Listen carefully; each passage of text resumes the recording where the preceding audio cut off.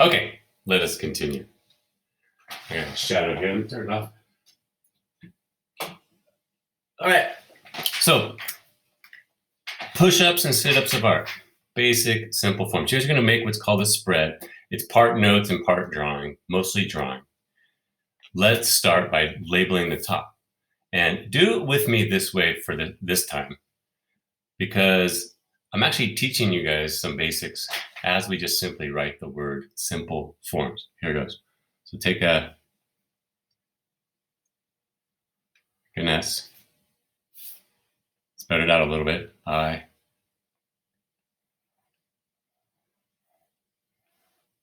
All right, so we got lines. They're not even shapes yet, right?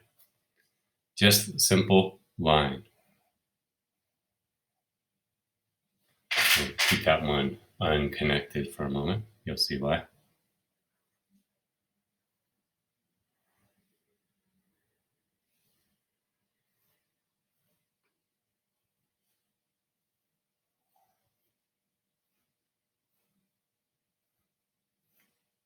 And I kind of ran out of space, but I'm going to go with it.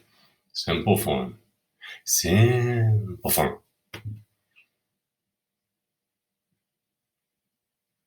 All right. So even when we're writing letters, we're just making markings. This was an idea from last week. And we want to turn those simple lines into shapes. Okay. And so to make a shape, you got to have a line that closes in on itself. So I'm going to draw a line and then parallel the curve. And now I got a shape.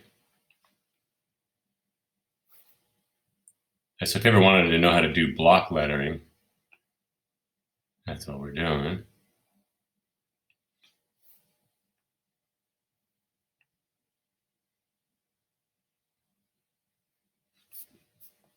Right, so like I said, I'm breaking it down super simple. And I could tell from what you guys have turned in so far, my little previews of what you guys had in your notes and in your drawings from last week, that most of you know this on some level. But even for more experienced artists, practicing simple forms is really good for you. Any athlete, whether you're Messi or a beginning soccer player, right? Leo Messi, one of the best soccer players in the world, versus a little kid learning. Push-ups help everybody. Sit-ups help everybody. Okay? And so let yourself do the basic practice. It only improves in the long run. Now when you have a shape, right? These are the shapes of letters. They're not just the lines of letters, but the shapes of letters. Remember, shape is a closed line. It's two-dimensional. That's what we have right now. And we want to turn it into forms which have depth, more 3D, like that. Okay? And so to do that, we just need one more dimension, make it 3D. So here we go. I'm going to grab corners of the different letters and make lines that go in another direction. Let me zoom in on this for you guys to help out. So pretty elementary, but good practice, right? So now we got the curve is paralleling it and it disappears behind, right? I'll go this way. It's kind of twisted now.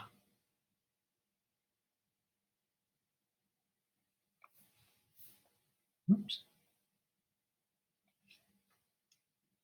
Simple. Now I got a little bit of the top up here. Try to figure out how to give it that third dimension with just simply a line, no shading or anything. So it's kind of like a shadow, but it's not. It's more like the letter stretches backwards. The eye is probably easier one to go with. I should have started with that.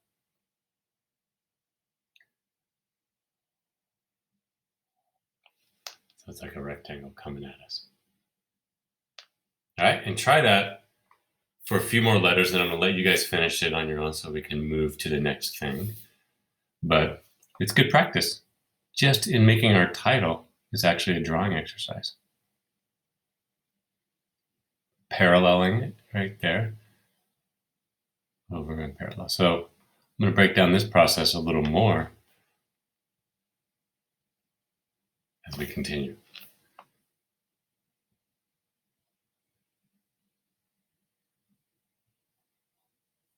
Right? And I can go back and refine those at a later time.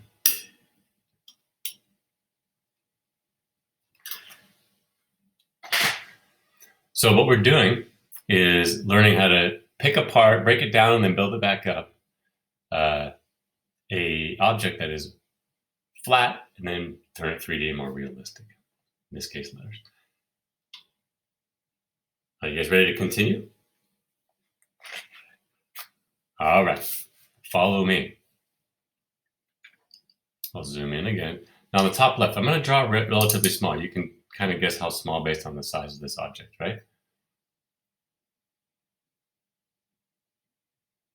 Hey, Eva, we're just using 2 pages facing each other. Sorry, she came in late, guys. Let me answer this question. 2 pages facing each other right after whatever your last thing in your sketchbook is. Right. So the last thing for me was these notes on elements of design. So I'm going right there. But wherever your next 2 blank pages are. All right.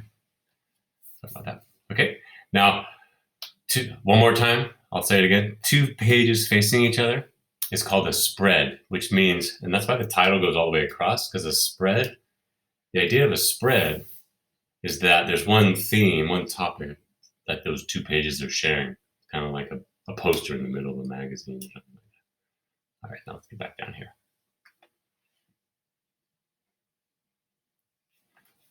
All right, so I'm drawing pretty small. See the eraser? No more than an inch big, this square. Draw a simple square. Now we're going back, kind of like our notes the other day, but we're going to build upon that. Draw a small square, pretty simply. Not too small. All right, and then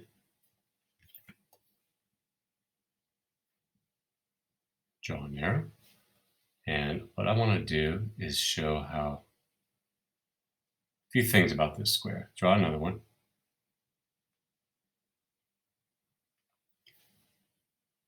From a square, we want to get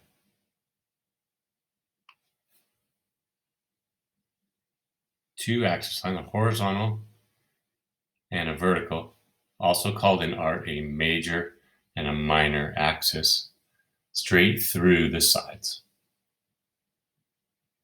All right, so we're still sticking with 2-dimensional shapes, 2D shapes. They're flat. They only have height and width. Right, and inside this square, try to make a curve that goes like this. It starts on this point, touches the wall of the square, and then curves in and runs into it, so it's almost parallel right there. Try to get a curve like that. And then go out of that one and down into the next one like that. Sorry, it keeps refocusing.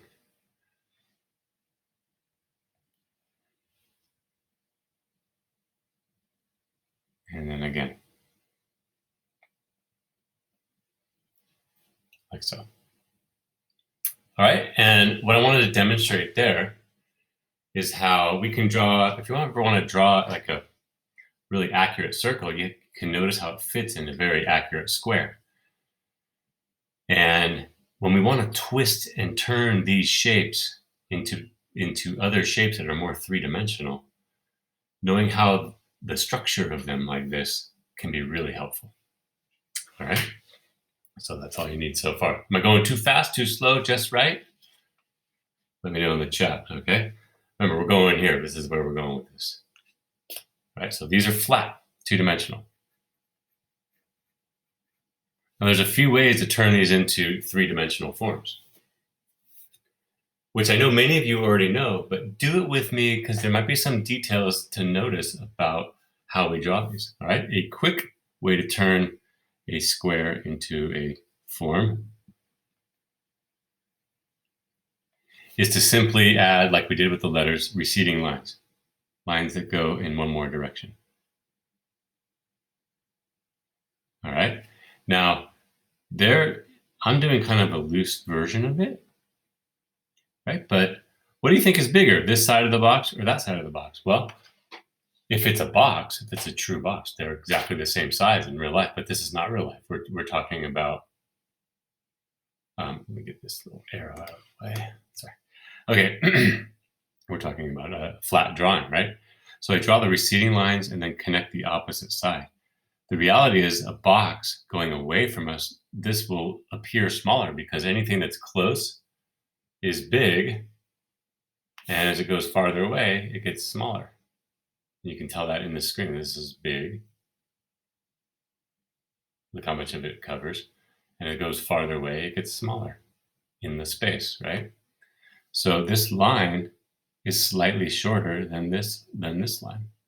And this one is slightly shorter than that one, to estimate how much it shrinks.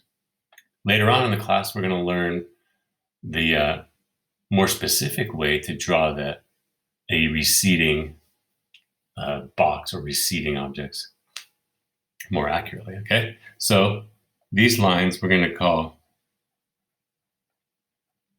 receding line. That's enough for now. To recede is to go back. Great reminder, I got to do taxes, all right?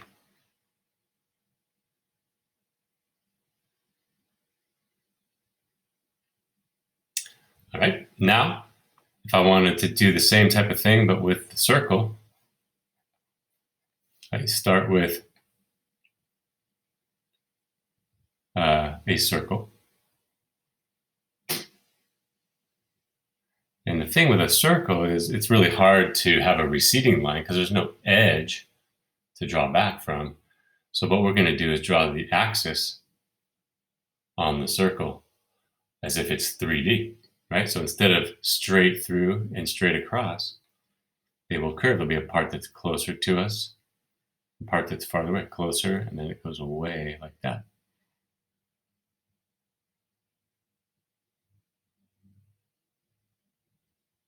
And that gives the illusion, just with simple lines, how to create some 3D.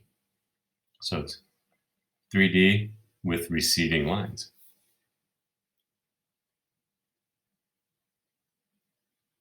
Good?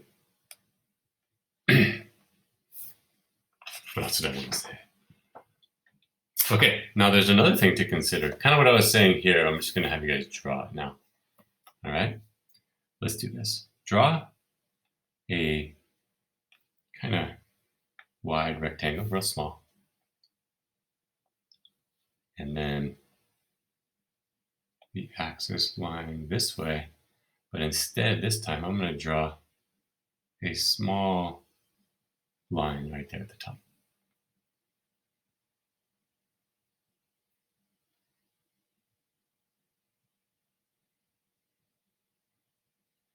All right, and then take your corners, top corners here, and connect them to that line back there. So again, we got the receding lines one more time. And that's a way you can draw a receding side of a box and the side that's facing us.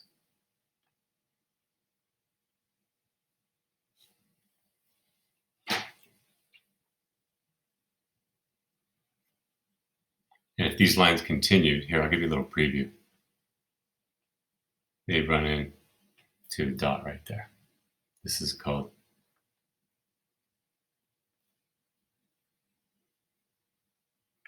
linear perspective. And that's just a little preview we're going to go in a lot more detail on how to use linear perspective in a future unit. Not quite yet, but that's just a little preview. All right, so the receding lines, in this case, go to this point.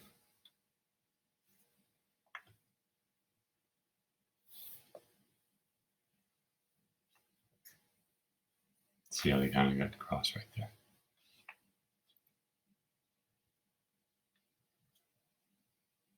God, textures.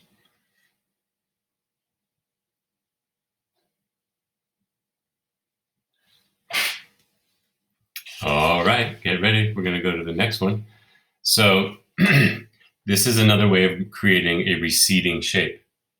Now, Let's do one more rectangle, but this time make it kind of wide, slightly bigger. See, about as wide as my finger, almost. All right, and this time draw your axis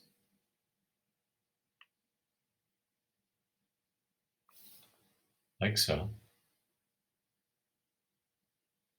All right, and we're going to do the same thing we did here, but now it's going to be all stretched out. And you'll see where this is going in a moment. We're building blocks towards some more complicated forms. So just like we did here, where you have to try to curve, make each arc the same in each of the 4 quadrants, do the same here, but now it's stretched out. So it starts going up, but it has to quickly turn and go into the side like that.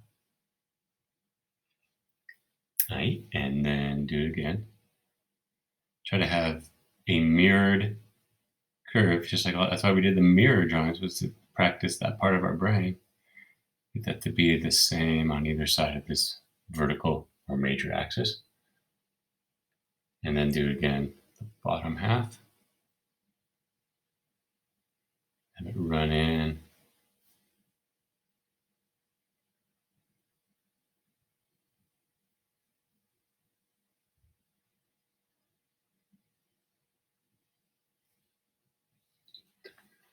Like so. All right. And what this is showing right here could become like this, where it recedes, right? So let's draw this one again right here in between. Right? When a square recedes, it gets smaller on the opposite side, right?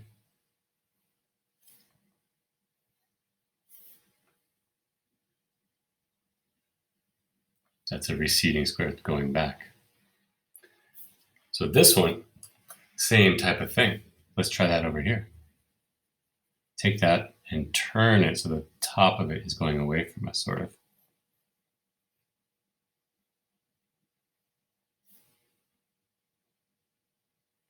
So this is where we start getting more complicated, and try to notice that a curve changes shape as it goes away from us. Right, this is farther away. I'm going to write far, and this is closer. And now I'll try to do that curve again.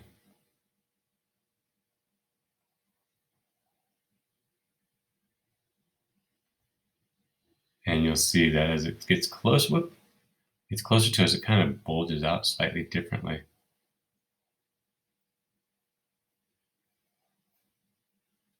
I'll practice that. My page is all curved, so it's a little hard to draw that, so I got a little extra line there. But it twists. It kind of turns slightly in space from here to there. That's what we're trying to represent.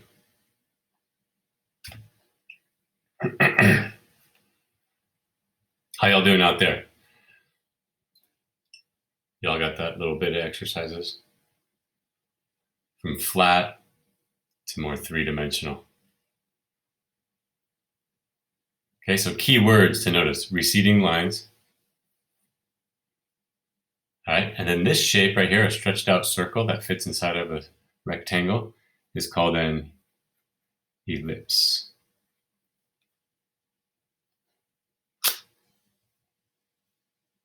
Could call it an oval, but an ellipse is a slightly more measured oval, more even and symmetrical. That's what I'm going for with that.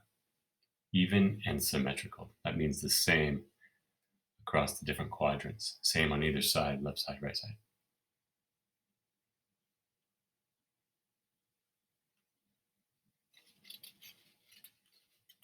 Okay, next. I hope you guys are ready for this. I want you guys to practice doing this and this. All right, I want everybody to do that over here, a very specific way. Okay, setting up a little like push-up center over here, like practice our push-ups and sit-ups. Everybody make a little box zone, a squared off box area over here. in the bottom left of the page, right? And make 5 ellipses. And then we're going to do something more with those after. This is like where you guys get to change the angle of the ellipse with each one, and the size too. You can make them different sizes. So for example, I'm going to go right here, make a box at the top that recedes a little bit. So it's a far edge and a close edge. I'm going to have one here. It's a little smaller, but a little more straight. Okay. And put my axes in, get ready. I had a class once, I took a little night class at Cabrillo like 25 years ago. And we had to do like 100 of these one night. It was crazy. I was like, this is so repetitive. But I learned a lot that night about how repetition and doing like kind of the boring stuff, honestly, actually builds skills quite a bit. All right. Notice I'm not using any straight edges either.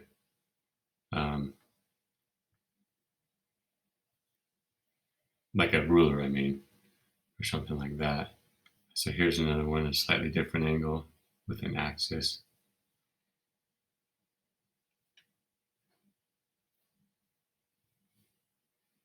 Right, but practicing things builds the connection between your brain and your hands. It's called building synapses. This is going to be a little more squarish. Okay, and in each of those, practice the curve now that fits inside. Okay. I'm drawing my curves a little darker. You guys can do it after. After you get it right, just do the last finishing line is a darker line. So I'm just kind of going straight across where the grid line crosses the edge of the box.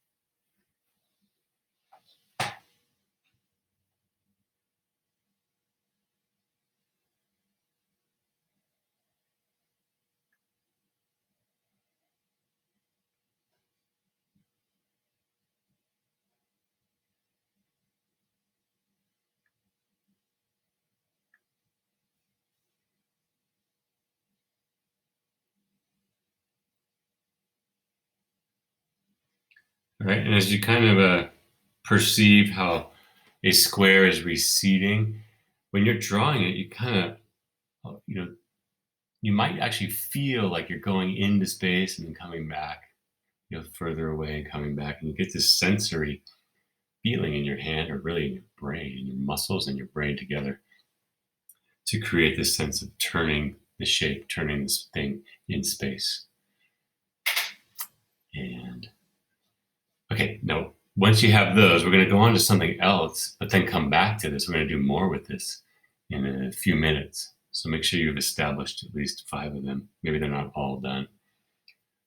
But can you type in the chat, will you guys write ready when you have the 5 done? We'll give you a couple more minutes.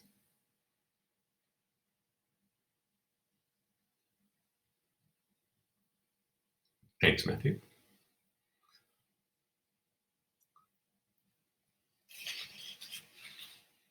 All right, so we're going in.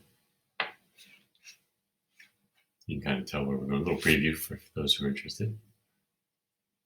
Whoop. All right.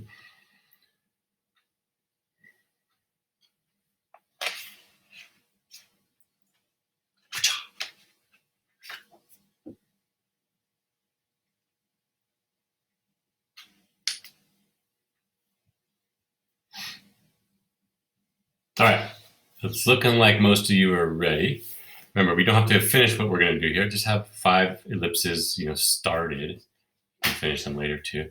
All right. So if this is an ellipse, this is more like a 2D ellipse. This one is receding All right, we're going to take that concept and try to take simple shapes and turn them into forms. Okay, so which is a little more, this one's a little more 3D compared to this one. Because there's a far away area, there's a height, a width, and a depth. Not much of a height actually right now, but you get the idea. It's a flat shape going away. All right, so let me see what I was going to do. Yes. Yeah. All right. Now, without drawing the square in the grid, let's we practice, 5 ellipses. Remember, I had to do 100. I'm only having you guys do 5 right now, or 6, 7, right there. Right. Try freehand and draw an ellipse without the box. See if it changes your approach, not too fast.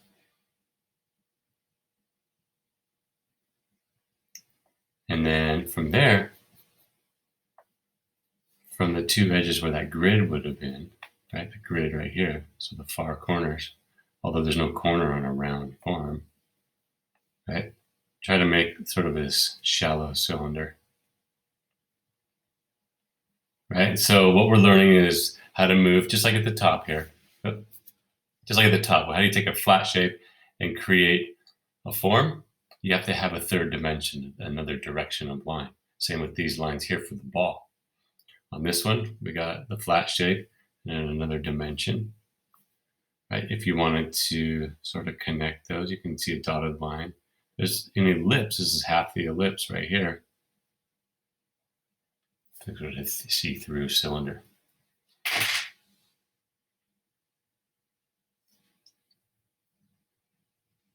All right, now let's do that with a few other forms, from a shape to a form, just using line. We're not using any shading yet, which is going to help us a lot. All right, so can you guys name a shape in the chat or on the microphone? Simple shapes. If this is a circle, right? We did the circle there. I'm sorry, I missed that. Triangle, okay. So let's do that. Let's try it over here. Triangle. Everybody draw a flat triangle, 2D. Simple. And there's 2 ways I can think of, 3 ways actually, to turn this into a 3D form, right? 2D shape, triangle, to make it a 3D form. So there's 3 ways. Here we go. I'm gonna draw an arrow. That's supposed to be an arrow, sorry. Better fix that. All right, here's way number 1, okay? Make the bottom line curve just like this one over here, right? Make an ellipse. I'm gonna do it really lightly. And then the bottom curve, simple, right? If you're drawing a cup, a bottle, a teapot, the bottom edge that's round would be like this. There's a bottom part that's closer to us and a part that recedes a little further away. All right, so there's cone. You can also go, I'm drawing kind of small here as you guys can see. All right, I can make a 3-sided pyramid. So make the bottom a triangle and go to all 3 sides. And there's also like a 4-sided. So I'm going to draw a square at an angle. And then from each point, draw a line to a point up here. Kind of running out of space.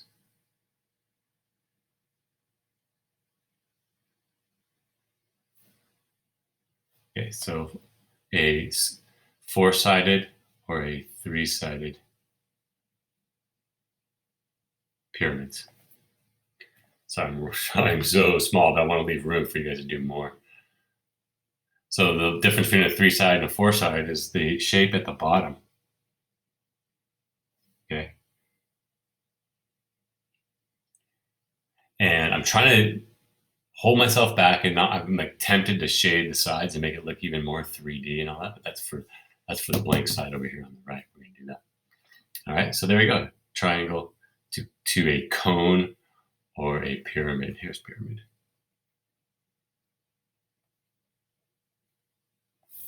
All right, and what I want you guys to do is try using line again. All right, so this zone over here, let's title this little subtitle area here. All right, line to shape to form. So from 2D to 3D. That's the title of this zone here. And why don't you guys practice some more in this small space right here. I'm going to try, for example, a trapezoid. You guys can make up your own if you want. So a trapezoid can become kind of like a gold bar. Got a trapezoid, and then just receding lines. And then the opposite side, make it parallel with the one you got in front of you. Make a receding line. And then I'm looking at the angle of this and draw there. Gold bar or chocolate or whatever that looks like to you. We could try another cylinder, but I'm going to curve it this time. So instead of straight lines like this cylinder up here, we can go ellipse and another ellipse over here. That was not very good. So find that edge, that shape. So we got two ellipses, but then if I curve the line connecting them, I got macaroni or a horn or something like that. Okay, so we're not shading at all, right? I mean, I might have accidentally, because I went over that so many times, but Okay, we could try, just like the lettering at the top, those are complicated shapes in the shape of a M or P or whatever. Down here, it could be something else. Now, one other thing you can try in this space too is try to think of what the simple shapes and forms are of an everyday object. So I'm going to do just to demonstrate why this is important and how to see things and draw them more accurately. Let me show you a car. All right. If you think about what a car is, it's basically, I'm going to draw it from the side first. It's a long rectangle with another rectangle on top and a couple circles. Right? Like I said, we're breaking it down to the most simple thing right now. Now, if we turn this in space a little bit and see it in a more 3 dimensions, I mean, I could start by putting lines off to the side, make it 3D, but then the circles will have to also change. Remember, a circle turning in space goes from this super round to more of an ellipse, like here. And so watch this. I'm going to go like this instead. I'm going to make a receding line off of that. Another one off of this. It's already getting a little 3D. And instead of this being the tire, I'm going to turn it slightly, make it a little more oval. And because the tire, I'm going to make it thicker. And then on the other side, there's another one, and it recedes so it gets a little smaller.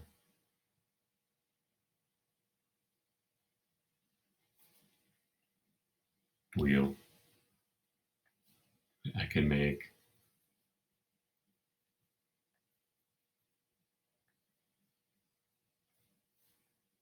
more of a long triangle, right? So I'm playing with how to simplify a car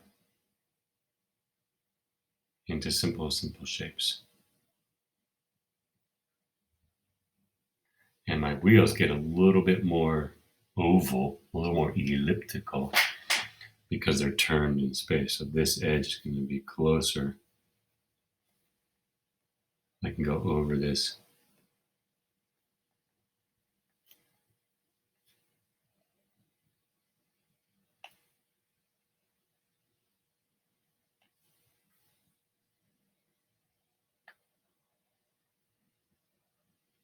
and curve the lines even or something like that.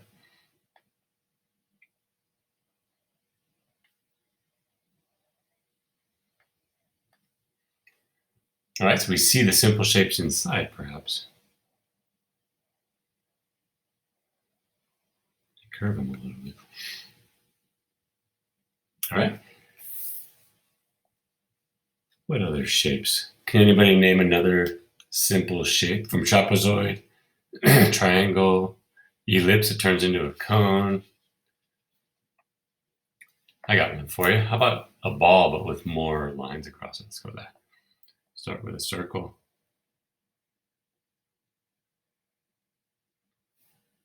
Right, and draw a horizontal line, and then another one parallel to it.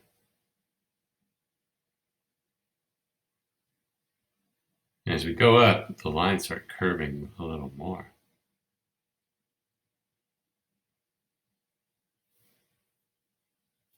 Right, and then down here, you're going to also get a little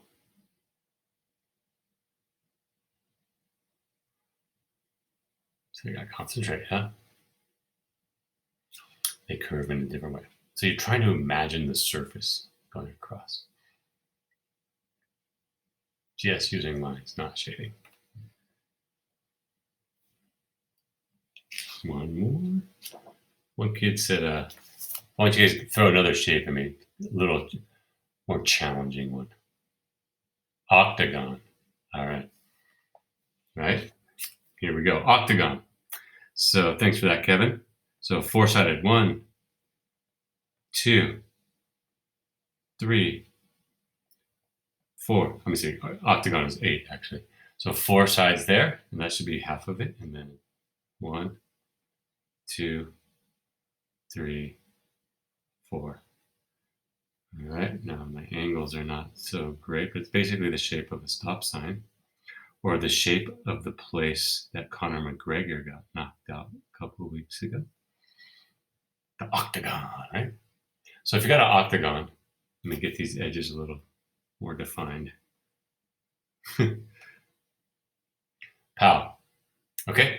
Off of each corner, I can make my receding lines. Remember the receding lines idea. That's one major trick, using receding lines to get form.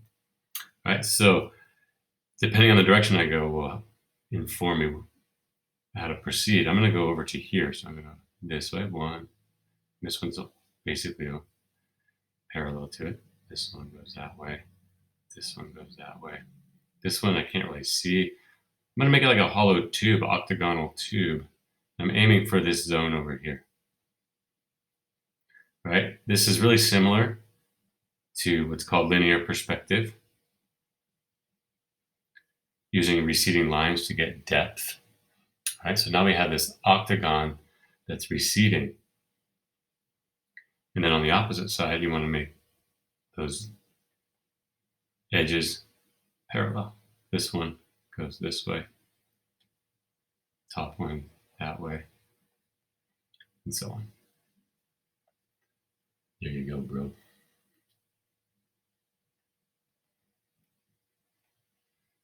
Make it a little more. Finish that one's probably the wrong angle, but that's okay. Now I really am having a hard time holding myself back from shading it a little bit. That's what I want to do on the other side, right? But inside of it too, I can't help it. I got to shade. Changing the angle of direction.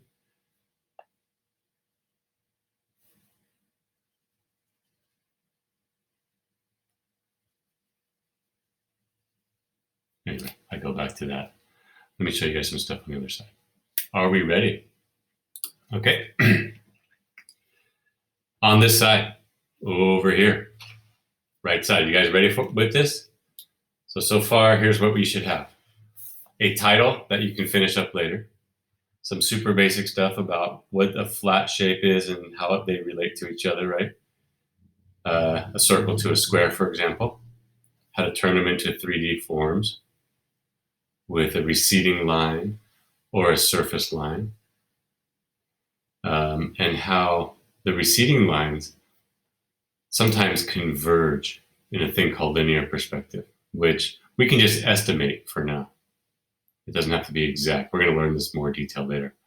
The same goes for an ellipse, more complicated circle, right? That is stretched out. And when it turns away in space, it changes shape also. So it's noticing how shapes change when we turn them in space in different angles. Okay. Over here, practice ellipse.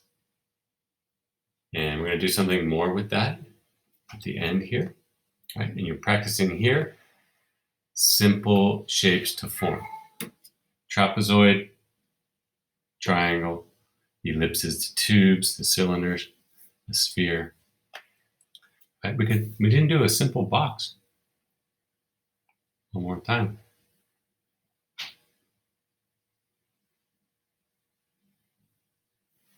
Simple, right? And there's some things that are inaccurate about this, like this should be parallel. If it's a true box, straight edge box, and that shouldn't be sticking up there a little bit, but that's why we practice. That's what a sketchbook is for.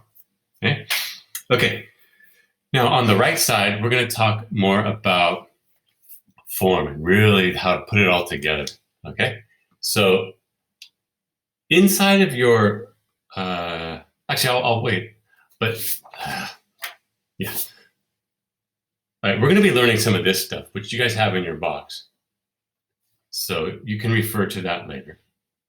But right now, let's do this. On this side, you're going to go 10 forms using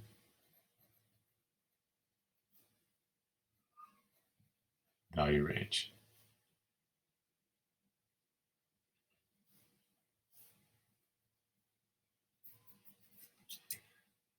Okay, 10 forms using value range. So we're gonna basically do what we did over here, but then take it one step further over here. Similar to this, but over here. All right. So let's do the simple one, going back to basics. We did a little bit of this in our notes for elements of design. Let's make a box. More practice. Make some receding lines to keep it 3D from a square to a cube. All right, so we have strong outlines on that one. Okay, and when we want to add value range, right, what we're doing is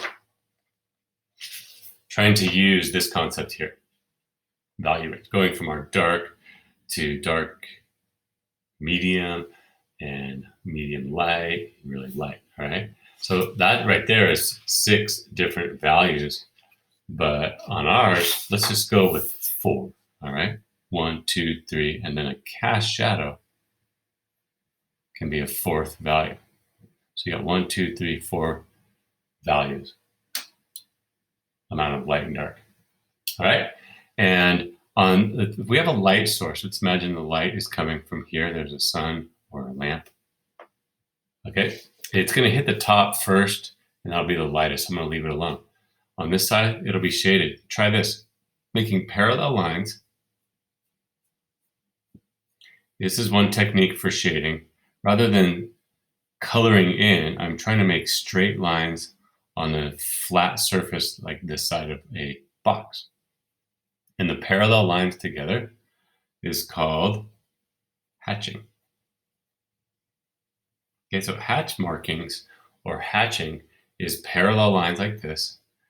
Sometimes you put them on top of each other, but they're all the same direction and parallel. Okay, that's called hatching, and it gives us a certain value on the value scale. Right, I didn't push too hard, so that value is probably like about right there, right? About that amount of darkness.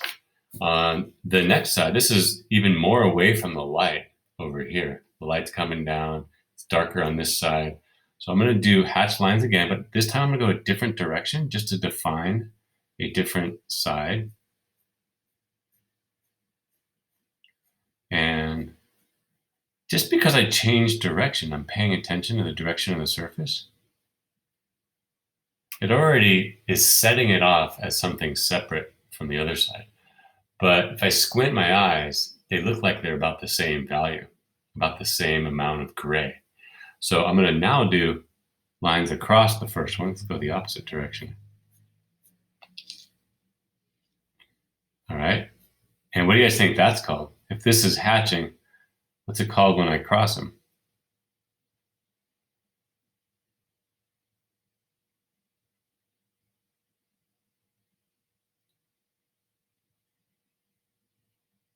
You can say in the chat or on the mic. Very good, Eve. That's right. All right. So when you cross it, it's nice and simple word to remember, cross hatching. Okay. And I have given you guys this handout to help you remember these things. You can cut these out, put them on this page for your notes, but it's a reference sheet to remember some techniques for shading, especially. All right. So in the cast shadow, I'm going to make this darker still. So I'm going to start with hatch lines. Right? If this is one pass, one direction, this is two directions. This one down here, I'll do in three directions. And it's just more cross hatching. Right, so it's about the same as there, and that may be a little darker because I just pressed harder. But now I'm going to do it again in a third direction. And it starts filling in. You start even losing some of the lines. You can't even see the lines. It gets darker still. So there we go. We got 1, 2, 3, 4 values right there.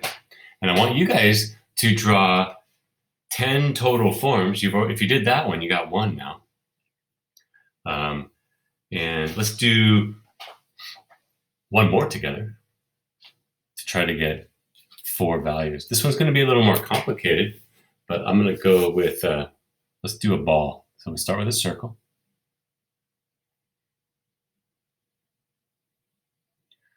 Okay. And the shadow of a circle or a ball will be a different shape than the shadow of a square. I'm in a cube, right? This has a rectangular, this is actually a rhombus right here, right? But it says that this shape will mirror the shape of the box. You have to imagine where the light would come and hit and where it would be blocked, right? Same on this. I'm going to make the light over here. And so there'll be the lightest area. And then as it turns away, it gets a little darker. And then down on the other side, darker still. So I got these lines as a way of kind of mapping out the darkness. And then down here, the ball just touches the table right here, and light might get around and in. But let's have a cast shadow will be really just a flat ellipse right there. And maybe a little bit underneath there. See the separation here and here? It's a flat ellipse like we did on the other side. All right. Now, your hatch lines don't have to be straight and parallel. They're straight on the box because the box is flat and lends itself to a straight line. On a ball, we can curve it. So I'm going to start on the darker side and just curve these lines, make hatched lines, parallel lines as best I can, and stick to the same direction. Okay? Stick to the same direction. And as you come up, have fewer lines and lighter lines. So go towards the light source. And then repeat. And because there's not like a defined edge where the sides change like on a box, shading a ball can be a little trickier to have all 4 values. I'm going to get darker down here, but look at this. I'm going to leave this little preview, some advanced stuff here. When light comes, hits a table, even the areas outside of the shadow, it causes a little reflection on the back of a box. Of a ball, excuse me. So it's not total darkness on the other side. There's often a little reflected light. So keep those lines kind of parallel with those guidelines. And you call that like a curved hatching.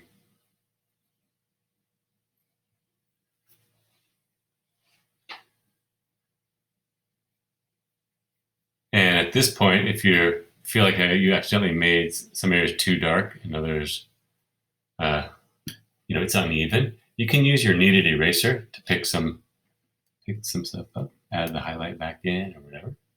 You don't have to be too careful. This is a sketchbook. This is for practicing technique. Okay. You can also, if you want to spend the time, take your blender. It's called a stump, and blend that if you wanted to. But again, that's just an added step that's not as required at this point. For our finished projects, you're going to want to use this. Blend your lines. All right, just getting a little ahead. So on this side, continue to create 8 more forms in the space you got here. All right, guess what? We have been at it now for quite some time. And let's go back to this over here, the ellipses. All right, the other last thing to do with those, and I recommend you do it after you do this side over here, after you do the 8 forms. Okay, on the left side, these 5 ellipses, connect them, make this into a tube. You do that like this. Take this corner and draw a curved line to there, just like we did with the macaroni, kind of. And then keep going. And connect these. And you guys will try to make this weird tube-like form.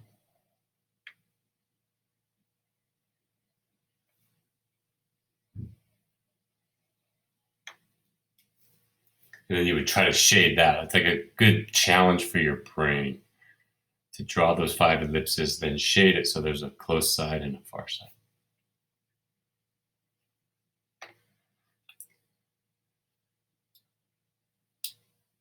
Pow. Day 1, week 2, right there.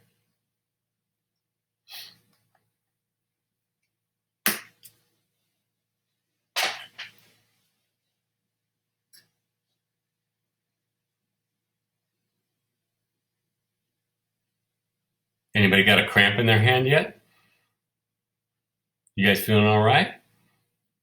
Put in some good time if you've been keeping up with me. You got a really strong start, all right?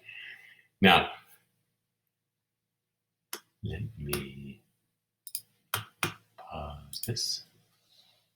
I hope that worked. I was trying to record that, by the way. I don't know if it recorded, so you'll find out later if I post it, okay?